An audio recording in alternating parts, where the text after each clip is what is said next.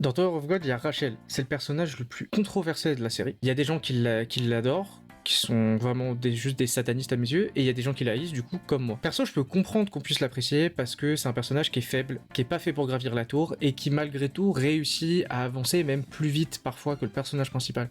Maintenant, est-ce qu'on peut en parler de la tentative de meurtre sur Bam? Non, parce que c'est quand même le mec qui l'aimait le plus, et elle le trahit. Il avait une confiance absolue en elle. Elle en avait rien à foutre. Est-ce qu'on peut aussi en parler du fait qu'elle ait ressuscité Joaquin, autrement dit le H Prime? C'est ça qui a causé la mort de Prince, qui était un enfant, je le rappelle, et bien d'autres. Même le grand Deja, qui était aveugle, il a senti le mal en elle. Je veux dire, à un moment, tu peux pas continuer à la défendre. Je veux dire, on va me dire oui, mais bam, il a aussi fait des mauvaises choses. Il a fait quoi de mal? De souvenir, la seule chose mal qu'il ait faite, c'est d'avoir brûlé les âmes qu'il avait pris justement du H Prime pour sauver ses compagnons. Il l'a fait pour sauver ses potes. Et le pire, c'est qu'il l'a regretté très fort après. Il s'en voulait énormément d'avoir fait ça.